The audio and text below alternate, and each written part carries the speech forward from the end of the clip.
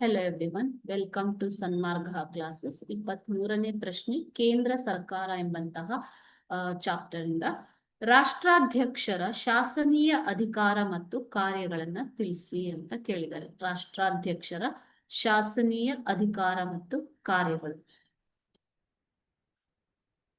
ರಾಷ್ಟ್ರಾಧ್ಯಕ್ಷರ ಶಾಸನೀಯ ಮತ್ತು ಅಧಿಕಾರ ಕಾರ್ಯಗಳು. ರಾಷ್ಟ್ರಾಧ್ಯಕ್ಷರು ಸಂಸತ್ತಿನ ಅಧಿವೇಶನವನ್ನ ಕರೆಯುವ,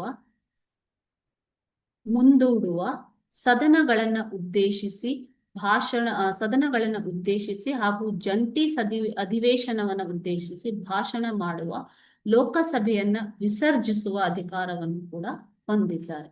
ಸಂಸತ್ತಿನ ಉಭಯ ಸದನಗಳಿಂದ ಅಂಗೀಕರಿಸಲ್ಪಟ್ಟ ಮಸೂದೆಗಳಿಗೆ ಒಪ್ಪಿಗೆ ನೀಡುವ ಅಥವಾ ಮರುಪರಿಶೀಲನೆಗಾಗಿ ಸಂಸತ್ತಿಗೆ ಹಿಂದಿರುಗಿಸುವ ಹಾಗೂ ಮಸೂದೆಗೆ ಸಹಿ ಹಾಕದೆ ತಿರಸ್ಕರಿಸುವ ಅಧಿಕಾರವನ್ನು ಕೂಡ ರಾಷ್ಟ್ರಪತಿಗಳು ಹೊಂದಿದ್ದಾರೆ. ನೋಡಿ, ಇಲ್ಲಿ ಮಸೂದೆ ಈ ಎರಡೂ ಸದನಗಳಿಂದ ಅಂಗೀಕರಿಸಲ್ಪಟ್ಟಾಗ, ಲೋಕಸಭೆ ಹಾಗೂ ರಾಜ್ಯಸಭೆ, ಮಸೂದೆಗೆ ಒಪ್ಪಿಗೆ ನೀಡಬಹುದು, ಪರಿಶೀಲನೆಗಾಗಿ ಅದನ್ನ ವಾಪಸ್ ಸಂಸತ್ತಿಗೆ ಕಳುಹಿಸಬಹುದು ಹಾಗೂ ಮಸೂದೆಗೆ ಸಹಿ ಹಾಕದೆ ಅದನ್ನ ತಿರಸ್ಕರಿಸಬಹುದು. ಈ ಅಧಿಕಾರವನ್ನ ರಾಷ್ಟ್ರಪತಿಗಳು ಹೊಂದಿದ್ದಾರೆ. ಓಕೆ, ಸೊ 2020ಕ್ಕಿಂತ ಮುಂಚಿತವಾಗಿ ಲೋಕಸಭೆಗೆ 2 ಆಂಗ್ಲೋ ಇಂಡಿಯನ್ನರನ್ನ ಲೋಕಸಭಾ ಸದಸ್ಯರನ್ನಾಗಿ ನಾಮನಿರ್ದೇಶನ ಮಾಡುವ ಅಧಿಕಾರ ರಾಷ್ಟ್ರಾಧ್ಯಕ್ಷರಿಗೆ ಇತ್ತು.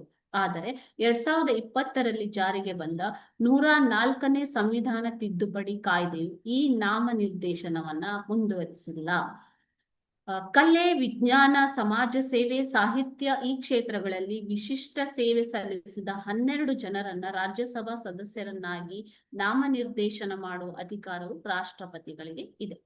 ಇವರು ತಮಗಿರುವ ಅಧಿಕಾರಗಳನ್ನ ಪ್ರಧಾನಮಂತ್ರಿ ನೇತೃತ್ವದ ಮಂತ್ರಿಮಂಡಲದ ಸಲಹೆಯಂತೆ ಚಲಾಯಿಸುತ್ತಾರೆ. ಇವು ರಾಷ್ಟ್ರಾಧ್ಯಕ್ಷರ ಶಾಸನೀಯ ಅಧಿಕಾರ ಮತ್ತು ಕಾರ್ಯಗಳು.